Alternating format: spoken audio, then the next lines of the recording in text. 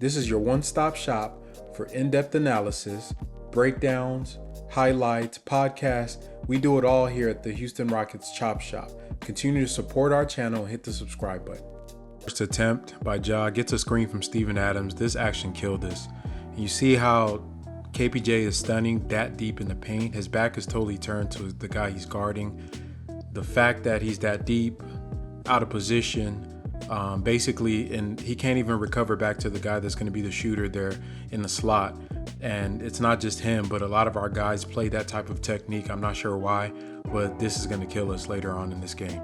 Getting the ball, got Ja as a primary defender, gets a nice screen from Bruno, who rolls. I'm not sure why Jalen kind of rushes these shots. He needs to take out a Ja Morant's book and kind of slow down when you got that big backpedaling, because really Steven Adams is scared there. So once he knows like he can just kind of pace himself, he doesn't have to be, super fast to do all these things.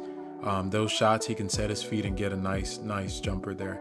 Another thing I think Jalen would be good for him to add is a floater, because those when they play the drop on him, that mid-range is going to be open. That's going to be what gets him his 50-point game. Okay, Jalen gets the ball here. Once again, Ja on him, gets a screen from Bruno. Look at the respect right here. Steven Adams is doing an aggressive drop there. He's no longer deep in the paint like he normally is, but Jalen eats that up, gets to the basket, layup. You get Ja Morant here, has the ball on a drive. Check out the Memphis player telling his teammate, go up to set the screen on Eric Gordon. Jabari overcommits once again, and I mean, how are we supposed to guard this with this guy this wide open? Eric Gordon is flat-footed. The effort isn't there for that. Those are losing plays right there. Those are losing plays. I like how Ja uses Steven Adams like just a walking screen. They have such a synergistic relationship, man. I wish Sengun and Jalen and KPJ would get like that, because that is really high level stuff, and it just shows how you can use a big that has a big body that's not a super athlete to your advantage. You see here, this is what I always talk about with Jalen that makes him special. This is what I call dead to rights. Gets a screen, big in the drop, buckets. That's special. Y'all gotta understand, man, this is in a different class of shooters. When you can come off that screen and get right into your shot, it changes the game and just makes the defense just have that much pressure and trying to guard you. You're talking about greats here. Guys that can do this at a high clip. It just causes chaos for the defense. And for Jalen to be one of those type of guys, it's really, really special for the Rockets. And not to be outshined, Ja got that in his bag too.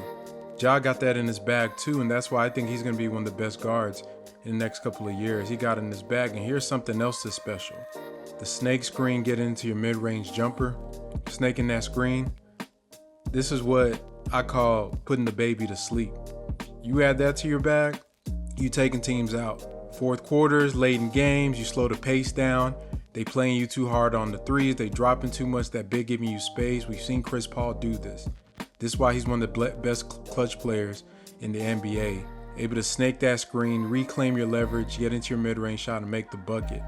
And once again, Ja Morant, this is how he put us to bed. Getting into that midi bag. Him and Jalen are really, really similar. Obviously, he is a older, better version right now, but to see that our guard has the same skill sets that Ja Morant does, it should be really, really, really something the Rockets fan base should be excited about. You see Jalen here helping real deep and trying to stop the drive, but that's Bruno's job. And that's Tyus Jones. That's not Russell Westbrook. I don't know why they feel like they have to pre-help on these drives, but he leaves Ja Morant there. And good job by Tyus Jones of making a point guard play. Once the help comes, you pass it out. This is something that our guards do not do a great job of doing. But yeah, the overhelping is really killing us right now.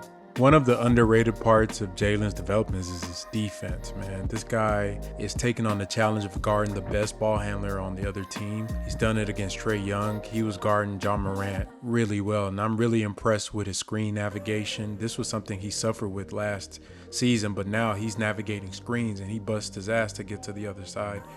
For a guy as offensively talented as he is to put in this much effort on defense, it's really, really special. And another big shout out to Alperen Sengun. Out of all the bigs, he played Ja the best because Bruno was cooked. Jabari, which, Jabari playing the 5 was no buenos.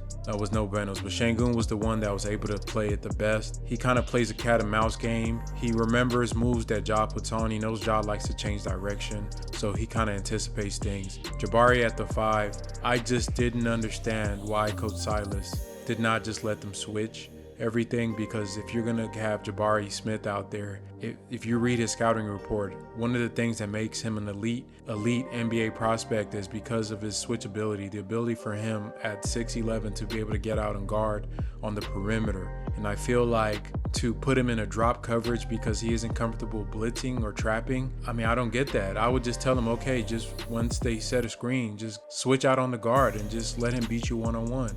If Ja beats Jabari one-on-one and he scores 50 doing that, hey, at least you put the kid in the best position to use his skill set. And if they want to pass it to Steven Adams in the post, to post up Jalen or Kevin Porter, and he drops 50 on us, tip of the cap to you, Steven Adams. But to have Jabari Smith in a drop, this is why his plus minus was so low. This is where Ja really exploded throughout the game. And this is where he was able to get anything he wanted on our team. Because to me, that was a schematic mistake that was done. We know Bruno got hurt, but you cannot put a guy that is not a big, and his strongest attribute is his ability to guard the perimeter, and you elect to put him in the drop. That is coaching malpractice, in my opinion, and hopefully that is something that they can really help out and watch some film on and be able to use it in the future.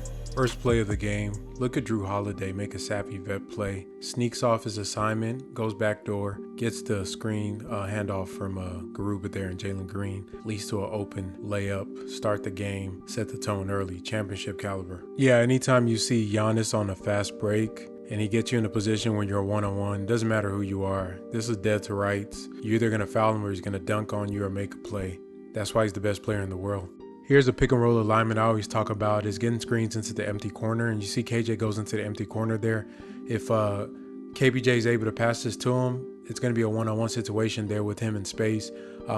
His ability to shoot when he rescreens and pops out allows KPJ to get the good basket, opens the lane up. Compared to Garuba is not a shooter, he's not a roller, so a lot of the times the defense ignores him, which makes it harder for our guards. So the fact that we didn't score a single point until then really has to do with the fact that we were trying to run pick and rolls with Garuba. Despite his playing good defense, it really did bog down our offense. One of the areas Jalen really improved on is his defense, man. Look at this dig by Jalen. Digs right into the post, gets the ball out, gets into transition. He is so focused on defense this year. Great lob pass to KJ. I'm really excited about what he's showing on defensive end. When your superstar is a defender, man, it changes everything. Here's a play that I want our guards to learn. Being able to snake the screen, but not snake it too early. They really do that. Watch how Holiday comes around, lets Lopez get in position to seal off Sengun and get a bucket. And no, you're not seeing double. We just saw Ja Morant do this. He waits till his big gets rolling, then snakes it and uses the big's body to seal it off. That's just smart basketball. The Rockets are number 3 in the NBA in isolation offense. Plays like this are why. Cook. Always gonna highlight Bari walking into threes. That's the easy buckets for him, man. And y'all just got to be patient with the kid. I just had to point this play out just to see Giannis. This dude just dunks on the entire Rockets' future front court. That's just nasty. Best player in the league, man. This is what makes Giannis impossible to guard. Like you're building a wall with a back wall. I mean, all 5 of our guys are basically in place to help, but they just surround him with shooters. I mean, there's really nothing we could do there. 2 pretty good shooters on there, and now he's passing the ball at an elite rate. Those are practice shots, man. It's really a hard thing to solve. Great job by KPJ recognizing Jabari there on the wing, able to attack the closeout. This was exciting to see. I want to see him do this more with his game, man. He's going to have the 3-level scoring just from a different point of view than most other people. Here you get a screen set here. Look at how deep Garuba's playing this drop. This is, I understand that that's not Steph Curry, but I mean, you can't give NBA players open shots like that. That's just bad defense. That's bad defense. Check this out. Whew. That's sick. Hooper. Little chicken wrap behind the back. Y'all know where he got this move from, right? That's that old Jamal Crawford. that old Jamal Crawford. He used to use this to kind of get guys leaning one way, especially into screens, fake like he's going into the screen, get you leaning, then whip it around back, man. Ball don't stop approved. Certified hooper. Another example of the empty corner. Whenever you get a screen set into the empty corner, it's really a very hard play to guard. Look at all that space. You have Giannis there one-on-one with Jrue. Just by the screen, where it's located, the alignment of the team, it creates a situation where their best player is on, Jrue. My overall takeaway from these two games is that we have a long way to go. I think that the coaches probably need to do a better job of preparing the guys for these games. It's not the losses, because I think these are scheduled losses, and because those teams are playoff teams. We just faced former champions, and the Memphis Grizzlies are a team that was coming off of a Western Conference semifinal. So the losses are expected, but in the manner in which they lost is really what's disappointing. A lot of it seems like it's schematic. Players are not in position to be successful. Some of the basic things that they could do to make the game a little bit easier isn't being done by the players. So you would hope as the season goes on, these things improve. Like I said, it's not about the wins and the losses, but you can't have bad habits. I mean, we're currently the worst defensive rating in the NBA right now. Obviously, we've played powerhouse teams. The back-to-back didn't help. We have the Utah Jazz coming in on Monday and Wednesday, and I feel like that's an important game for the team, because if they don't win at least one of those games, the next 10 games after that, it's pretty brutal. The only break we get till, for the next few weeks is going to be Orlando, and, they're playing pretty good themselves. So, this schedule is really, really tough, and I'm not sure what the morale is going to be on the team. But what they can do is just work on the little things. The guards got to be able to play with everybody else. It's not just a two-man show of them trying to score 30 and 40 every night. You got to use your weapons. You got shooters out there. You got guys that are cutting. You got guys that are screening. Use your weapons. Learn from the film of how the other teams beat us playing team ball. And I think that the coaching staff needs to just put guys in position to be successful. Jabari should never play the drop coverage. He is too talented of a perimeter defender to have him playing a drop coverage when you're trying to stop a ball handler on a pick and roll. You know what I mean? That's like, taking a Ferrari to a boxcar race and just dumping it and picking up a boxcar when you get there. Like, you brought the Ferrari, they're going to let you race with the Ferrari, then use the Ferrari. Jabari's the Ferrari. Let's use him. Let's not use him like he a go-kart. So, there's a lot of things we can improve on. I'd like to see the day-to-day, game-to-game improvement. Hopefully some of these things aren't the same problems we have going forward. These are things that can be cleaned up. I still think the team is better than they look, the record. And I think that one of the good tests is going to be Utah and some of the teams that are on our level.